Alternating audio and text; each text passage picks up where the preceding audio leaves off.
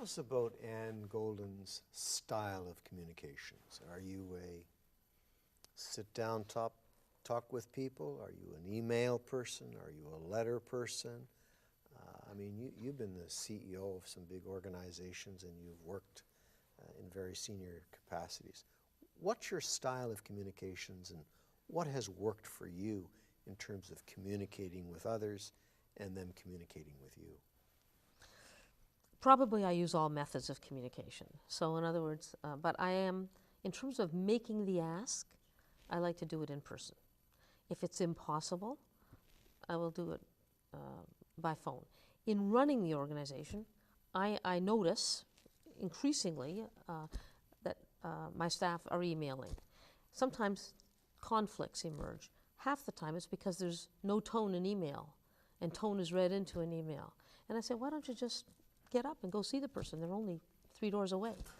I think email's overused within organizations. I do believe in the old management by wandering around. I do try to talk to people, partly because I just like it. I do like people, and it's more fun for me. So partly it's that. When I'm making the ask, certainly I will phone or email to get the appointment. But I try to make the ask in person where it's possible. But I always follow up by letter or by email. I think that's very important, and it's part of the close the loop, what I said before. Even if I ask somebody or somebody said to me, I'd like to do this for you, the next day they'll get an email, or often the same day, thanks for taking the time to meet with me. I appreciated your enthusiasm for this project and also your commitment, or if it wasn't a commitment, but whatever it was, I'm very clear and I write down the words, either your commitment to provide or your agreement to consider, whatever it is. So I feed back and I have on record exactly what transpired in that meeting, and I keep track of it. What would you share with young people that may be viewing our program in terms of this proliferation of email? I have found many young people reluctant to pick up the phone, reluctant to sit down. It's a text message which is abbreviated, or it's an email which is abbreviated. Very poor English. Any comments? I do. Many years ago, there was a book written, John Nesbitt, Megatrends. And one of the megatrends, this is in the 80s, one of the megatrends he identified that was transforming the world was was high tech. And in each case he said, this is the megatrend, this is the answer. And of course it was short form because it was one of these quick sell business books. But I actually thought it was one of the better ones. And he said, high tech, you need high touch. And I remembered that. Wow, that's a nice saying. Yes. High tech, high touch. So in a high tech world, we're in a high tech world, and it's just exploding. High touch becomes more important. So for example, you know how we all get a lot of letters. I spend a lot of time making sure that I never call somebody Mr. if I know them. Every letter that I sent from the conference board, it was often 100, 200 a week because we ran a ton of events. I would never send you, dear Mr. Dingwall, or dear Minister, or whatever. I would say, dear, and then I'd cross it out and I'd put, dear David, if we'd met. And then I'd put a PS on it, like, good to see you, whenever it was. I actually had a corporate secretary there who kept track of every time I ever saw anybody, so I sounded smarter than I was. And I always personalized everything, and I personalized it handwriting. Sometimes if I wanted to send someone a congratulatory note, or somebody sent me something, I would handwrite on it, this is terrific, thank you, and I'd fax it back. I do believe very much in high tech, high touch. Very good. And I do think that email and text are being overused, and I think the message I would give to young people is that, first of all, high touch is very important. People feel the touch. And secondly, there's no tone, or sometimes tone is inferred from an email that you don't intend. And that's what makes it tricky, email. Letters are better because you can kind of take more time with language. I also put a very high value on the quality of letters.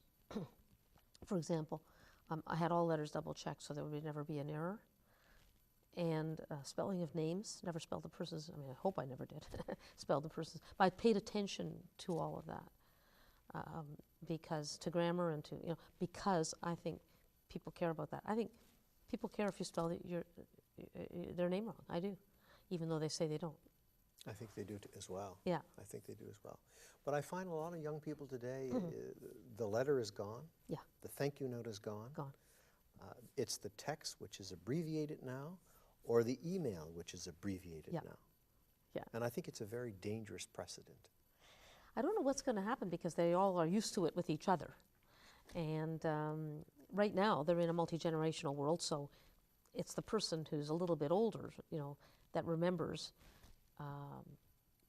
what a letter looked like. I don't know what the future will hold. It's the volatility and the speed of everything. I mean, when Alvin Toffler wrote Future Shock in 1972, I don't know if he could have envisaged how fast everything is today. It's too fast. Too fast. There's no time for white space. That would be another lesson I would try to impart, is that the problem with email is that you don't even think about it. Your thumbs are going, or if I'm a BlackBerry person, obviously. I'm not crazy about this. Anyway, I'm a BlackBerry person, and I'm faster than the speed of light on that thing. But wait a minute, I haven't thought about what I want to say. Whereas in a letter, you do think because you're, thinking about it. And I think that we need to take time to think about things. What is it that we really want to say? That white space is important. I think there's a lot of that problems are created because it's just too fast. I want to take you back to something which I think is important, preparation. People who would be watching this show would say, well, here's a very established, highly intelligent, very accomplished person. Thank you. And they would think that you would just walk into a boardroom, a meeting, thank you very much, make an ask, and things would happen. Share with us the kinds of preparation that you would put in to a project or to an initiative. I think people need to hear these kinds of things. I do, and I'd never wing anything. I think about it. In preparing for a negotiation, let's say a negotiation, there's different types. Let's say I'm asking for a gift. I know the bio of the person. I know what they've given to, last given to, their record with the institution, whatever it is, say with the conference board. And then I read up on the business. What are the issues they're facing? Is it a good year or a bad year for them? So that I have a jumping off point for the conversation. So I do prepare. Right now, as you know, I'm teaching at Ryerson. I put a lot into preparation because I think it comes down to respect. I think you have to respect your audience. In your negotiation, another type of negotiation is getting different sectors to do certain things so it all comes together. There again, you really have to prepare. I think part of preparation is knowing what the risks are. And there's one other aspect we haven't discussed, David, and that is knowing what is your bottom line.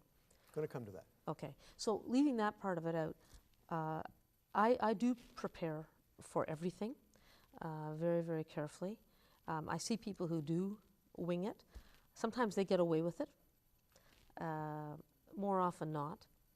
And I think preparation is the first stage, the first step in any negotiation, whether it's a negotiation for your own salary, a negotiation to make a deal, whatever the negotiation is for. In your preparation for that particular gift that you're looking, say, for the United Way or for the conference board, would you have clearly established goals going into this negotiations for it? Yes. Sometimes I'm going into a negotiation, I don't have a goal because I'm not going to ask for money yet. Sometimes I will go in to a meeting where my goal is to excite the person. I have gone into meetings where the person says, this sounds great, how much do you want? I said, I'm not ready to ask you yet.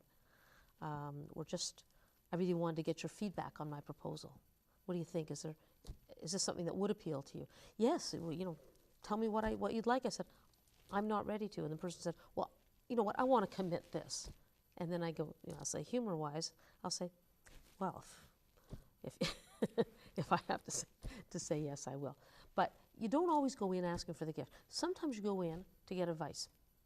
Again, making the person feel that their input is respected and engaging them. I think it was, I forget who it was that said, but in the fundraising, you're trying to create a landscape of desire. You're trying to Very good. get people to want to be part of this. So you would establish goals. Sometimes the goals would be monetary. Sometimes it would be to enhance the relationship, maybe to get feedback on the initiative. And often I would pair a call. So I'd go with someone else and I'd say, no, okay, now what was it that we wanted at this meeting? Let's be real clear. And sometimes, and everybody has their own style, but very often I will say to the person, if I'm calling on you, David, I would say, you know, I've got 2 goals for this meeting, David. I really want you to understand what we're about, and I really want to get your feedback on, do you think have we framed this the right way? What have we left out? So you're relaxed, you know I'm not going to ask you for anything. And then you're getting more engaged. And then I'll say, may I come back and talk to you about participation? So sometimes you'll say yes, and sometimes you'll say, you know, I don't always get a yes. Mostly I get a yes. So if you were advising a student, a graduate student at Ryerson University that was looking for employment, what are some of the tips that you would give them in terms of their negotiation skills? I think it's tough now, and I've been reading a lot about the restructuring of the job market. I think it's but I will give you the advice based on people who apply, and I do meet with a lot of the candidates. Sometimes I'll meet with candidates even when I don't have a position because I believe it's important to have some names in case. The one thing I've been finding when people will call me up and say, can you advise me? And I try to say yes if I'm in town. And the conversation goes like this: I want this, or I need this flex time, or I'm wanting this, and I'm wanting X salary, and I'm listening to them, and the one question that I have is, what are you bringing to them actually? What is it that you're doing for this company? What value add are you to them? So my advice would be, start off with the value add to them. What can you bring them? I would worry less about, am I getting the exact salary I want? I've had 2 rules for my entire career as to what I accept and what I don't. And some people, I've just read Sheryl Sandberg's book, which got a lot of publicity, and it's a much better book than some people are criticizing it, I think, because they haven't read it. But she said that when she looked for a job, she only looked for growth. She looked at the growth potential of a company. She didn't mind going sideways or even backwards, as long as that company had growth, because that was her ambition. I didn't. My ambition was about learning and about contributing. So I looked for 2 things. Was the job worth doing, and were the people worth doing it with? I worried less about the salary, less about what I get flex time. I was clear about what I needed. For example, in negotiating with the job at the conference board, I needed to have a certain amount of time where I could come back with my family in Toronto. So that was, but I didn't lead with that issue. I didn't come in and say, look, by the way, here's what I need. I walked back in and I said, what is it that you're really looking for? Talk to me about this change mandate. Here's how I think I might be able to contribute. And I spent a long time making sure I understood what they wanted. And then I tried to show how my career was a fit for that. Then, when I was way later, when we were negotiating the terms of the deal, I said, you know, these 3 things are important to me. And I knew also what my, what was more important than the other. I had set out the priorities. So that's pretty sage advice for a young person, is to try to understand the value that you can bring to that organization, non-governmental, private sector, or government. I'm hearing a lot of me in the interviews of the young people I'm interviewing. You know, here's what I want. Let's start off with. You're hearing a lot of that, eh? You know, when I would meet with very young, the young people, they're very focused on what their needs are. Now, this may be changing. I think now, unfortunately, you know, because of globalization, we've just seen a lot of media this week on outsourcing of certain jobs. And we are seeing, therefore, highly educated people being forced to take jobs that used to be called underemployment. That is, but I try to come to the point of thinking that anything can be valuable and interesting as long as you're learning and as long as the people are worthwhile people and you can believe in what you're doing. So I guess I would say to young people, try to look at, you know, I think it's very important to look at, can you learn from this? What is it that you can learn from this job? Even if it's not the ideal type of job. Maybe you're not earning the X salary that you want, but maybe you're going to be learning sets of skills that you don't have. That's worth something. Okay, so you've established goals for the purposes of your negotiations, whatever it may be. concession strategies. You're going in and you want to get X from particular donor. Particular donor is saying something else. How do you deal with those kinds of situations? If it's a donor, that's one situation. If it's an agreement where you're trying to work out a territorial or a political arrangement, it's separate. So let's separate the two. On the donor thing, usually if it's a big gift, it's not just about it's about the gift in exchange for a level of recognition, a level of participation, etc. So by the time I've made the call, it's sort of internal to me what is acceptable and what isn't. For example, let's say the donor says, I'll give you X, but I have to control the allocation. Now, I know that that would cross a line, and I would say that's just not possible. So that's not going to work. Here's what will work. Now, sometimes it doesn't work. Sometimes, the donor wants too much control, so that's just not going to happen, and you're going to leave and say thanks, but no thanks. On the other side, when you're negotiating, say at United Way, I had to deal with all the United Ways in the country who wanted access to the corporate gifts, which were mostly centered in Toronto. I knew what the bottom line there was, that we weren't going to rewrite the arrangements, that Toronto had, on the one hand, a greater set of problems because of the magnet effect of the big city. On the other hand, it had more of the corporate giving, which helped to compensate. And I would try to explain it. I would provide advice and try to help if they needed help in their town with the branch, but there was no compromising. So I would make that clear. Sometimes you cannot come to agreement, and you have to know what the risks are, and you have to know what the bottom line is, and where you won't go. You can't, but I don't go in thinking about concession. I am an optimist by nature. And that's worked well for you, obviously? I think so. I mean, I don't know the percentage of being pessimistic. I always say because I'm short, I like to see the glass half full. Now, we've talked a lot about here today relationships. And again, thinking of a younger audience that are watching, what sort of things have you done over the years to develop and sustain good relationships? Because I think all too often people think it's pretty simple. And I find relationship building is not simple. I think everything is about relationships, and you have to take the time, and it can't be one way. You can't be seeking and not giving. You have to take the time to call people or to visit people if they're not well. You just have to. I've done something that's not orthodox. That is, there are books written about don't make friends with people you work with. I never believed in that. I believe that when you work with people, you're with them really most of your week. And I have been blessed to work with people who have been fabulous, and they've become friends. As an example, just last week, we had dinner, my United Way senior team. Now remember, I've been gone from there almost 12 years. We have dinner once or twice a year with my former team, because we were together almost 20 years. And we have dinner once or twice a year, even now, and remain connected. And if I get an email from one of them who need my advice on something, perspective on something, I get back right away. I do get back to people right away. Some people don't.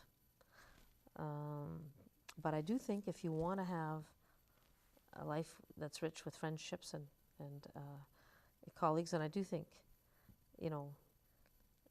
friendships are the ties that bind, and I'm old enough to have seen parts of life where not everything goes perfectly every minute, and you do have challenges, like health, and friends are very important and mustn't be neglected. Tied a bit to communications.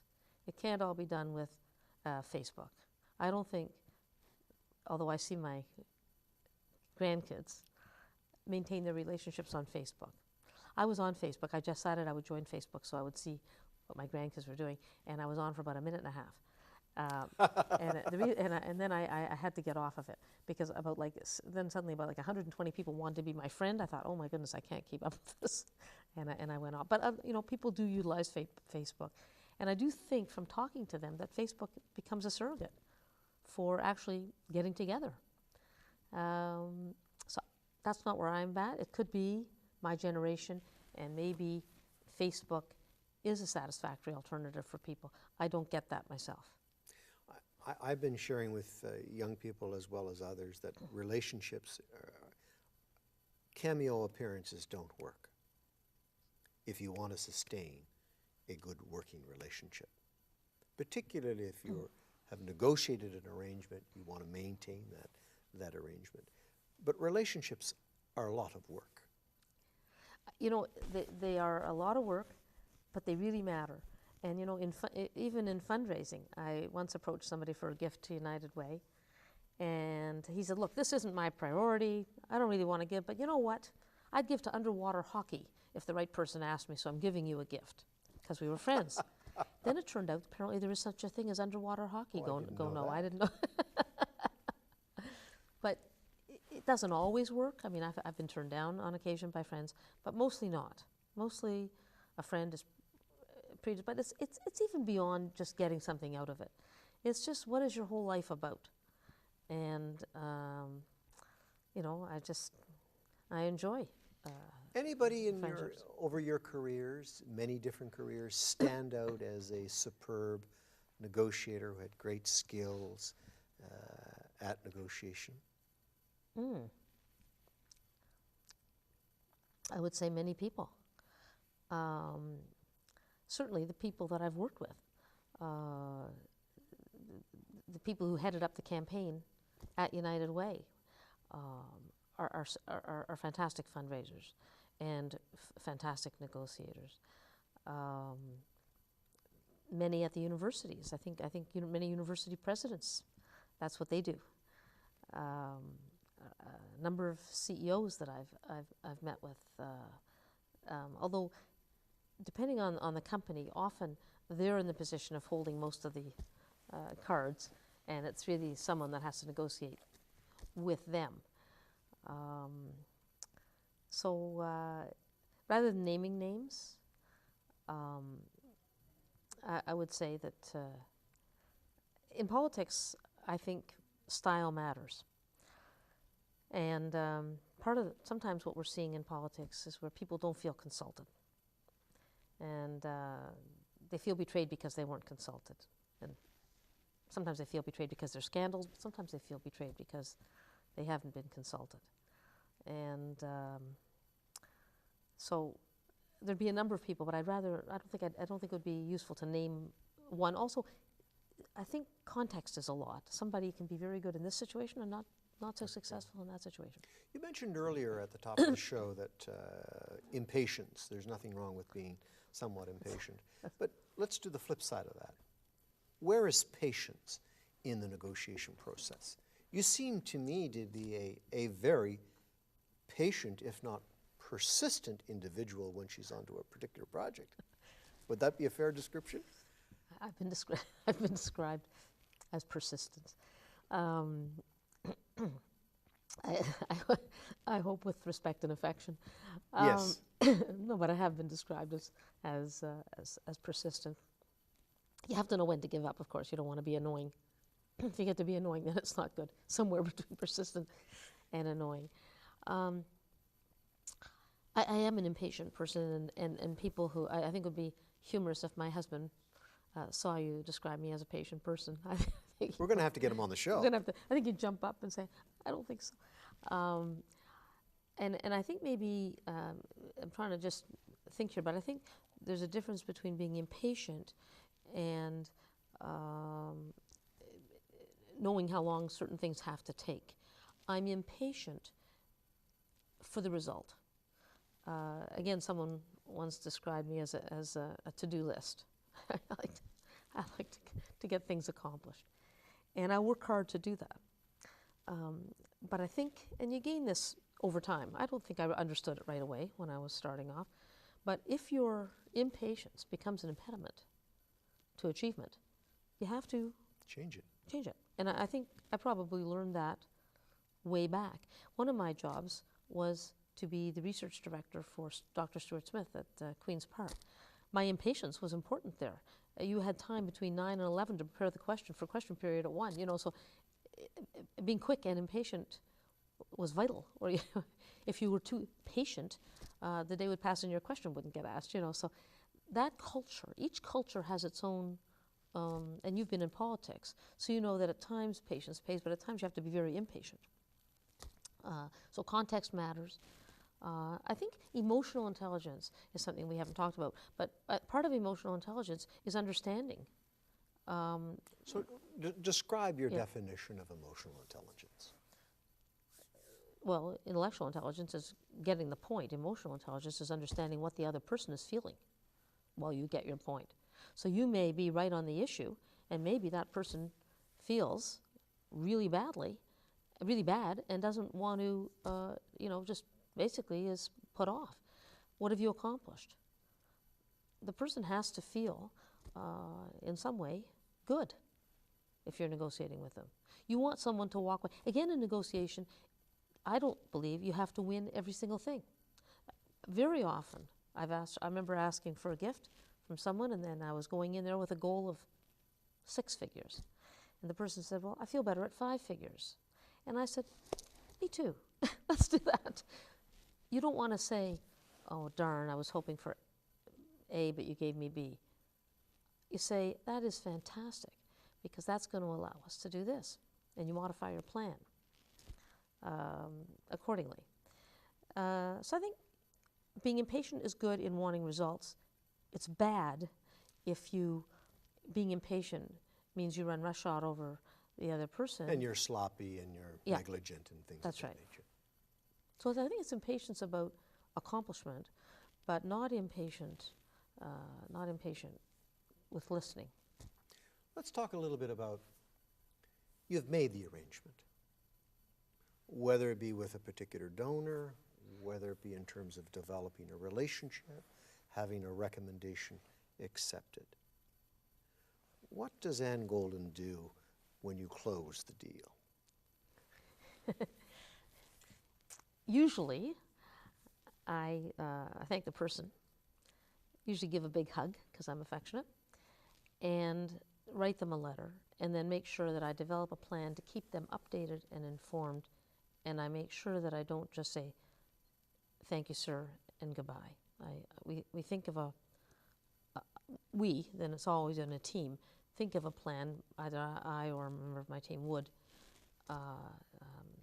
stay engaged with that person so they don't feel neglected. So, and I write to them afterwards, and so there's that's what, when you've said I say thank you. But I'll tell you, I remember calling on someone. At this time, I was trying to get at United Way. I was trying to get the person to give $1 million gift. Now, United Way is not the kind of charity you think of that gets $1 million gifts. Hospitals, no problem. Universities, no problem. But United Way kind of used to raise its money in quarters and 50 cents and dollar bills. The way we succeeded was, and one of the innovations I did bring to it was leadership giving. And we had gotten people to consider from 5 to 10 to 25. People were starting to ramp up, and they could well afford it. I was helping them do what they should be doing, is the way I felt. That's a nice way of giving them the opportunity to. So I went to this one particular donor who I adored, always generous, and I said, he said, Golden, what are you here for? I said, and again, I'm very honest, I said, $1 million. He said, you got it. I said, right, I was going to, so here's what we can do with that. Here's what we intend to do. He says, did you ask for $1 million? I said, yes. He said, did you get it? I said, yes, I did. He said, say thank you and get out. I said, right. So I said, thank you and got out. That was the shortest. But normally you would put in place, after an arrangement has been made, a way of communicating, expressing appreciation. But EQ is reading your donor. He wanted me to get out, so I got out. Very but good. we stayed friends and even social friends. But he didn't want to be embarrassed by many thank yous. He was a very, very generous person, and he didn't want to hear me say thank you for 10 minutes. And I knew that's why he said to go. He didn't want me to have to be, thank you. What advice would you offer to young people who are now beginning new careers, whether it's on the job front, relationship front, pursuing other post-secondary options that they may have. What sort of advice would you offer them from a variety of different You know, perspectives? David, when I was first starting out, I'll start with a personal experience, and my advice I think will still stand. I trained to be an historian. Really? Yes. I have a doctorate in American history. I studied the Cold War and the role of the media in the Cold War. And I thought I was going to be teaching American history. At that time, it was the middle of the Vietnam War. The draft dodgers were coming up from Harvard and Yale. There was only one job open at U of T. Of course, it went to an experienced Harvard grad, which I totally understood. And there were no jobs available. So I thought to myself, and I could see the future, and also I was married and had a baby here, so mine wasn't the option to apply to any one of a number of schools across the country, and my husband was a professional here, so it wasn't, and also in those days, the men didn't follow the women fit themselves into, and that's what I did. But I could see that I had to change. I was also always interested in politics. This was the era of the Spadina Expressway, the old guard being replaced by David Crombie. I called up David, said, I'm a constituent, can I help you get elected? He was I think a 32-year-old lecturer here at Ryerson. Got involved in that, went to be the research director of a research bureau, and then ultimately at Queen's Park, and then I've changed careers 4 times. So my advice is be flexible. Think about not specifically what do you want to do, but what do you want out of the job. So me, I wanted to keep learning, so I've always been associated with either a research bureau, a political research bureau, a think tank, or university. That was important for me. Somebody else will be interested in business or technology, but you have to be flexible. The first thing I would say is educate yourself. Get a broad-based education. I'm not a believer in what's very, very faddish today, which is just learn skills and get out there. I do believe in a holistic education. I think it's helped me. The first job of part of an education is to learn to think critically. It is not about learning a particular skill or technique. It is about thinking critically, understanding how you develop a critical perspective on anything. That will stand you in good stead. Secondly, it's about communication and writing. All these skills are fundamental. Then think about, be flexible. If this isn't going to work, don't just say, what else can I do? There used to be a book out, What Color is My Parachute? There are agencies like Jewish Vocational Services open to everybody where they help you figure out what is your passion, what could interest you. Look at a broad range of things that could interest you. Don't say no right away. Ask yourself, is the job worth doing? Are the people worth doing it with? Can I learn here? Can I grow in this position? And above all, stay flexible. Somebody once said to me, very senior corporate executive, this was way back in the 80s, like if you don't plan life, you have to plan your life, or life plans you. And I thought to myself, I don't know what she's talking about. How can you plan life? Everything is changing so much. Anyway, 5 years later, she was fired. Didn't have a job. I don't think she planned that. I don't think you can plan. I think what you can do is keep your options open. Stay connected to a lot of things. Find a variety of interests. Value people. Be open to opportunity. That's very sage advice. Now, final question. What are you teaching at Ryerson? I'm teaching a course on successful cities in the global economy. What are the elements, what are the fundamental cornerstones of cities that allow for good city building, and what are the levers? And it's very much linked to current events.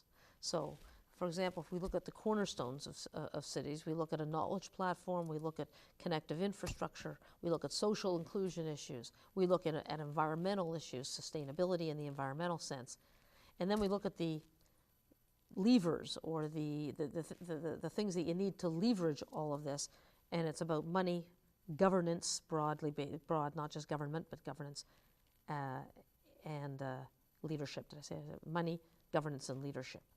And then I apply that and with the students, we look at individual issues that are right before us. So the readings go back, Jane Jacobs onward. Yes, there's a real continuity of thought from Jane Jacobs right through to Richard Florida today. but we also try to get into current issues. Well, on behalf of the students of Ryerson University, I want to express our appreciation to you today for joining us. It's been very insightful, and your perspectives on the negotiating process has been very rewarding for those that are going to be viewing the show. So on behalf of the Ryerson students, thank you very much. It's my pleasure. Thank you very much. I had fun. Thank you. Thank you. Thanks. Thank you. Good luck to you, David.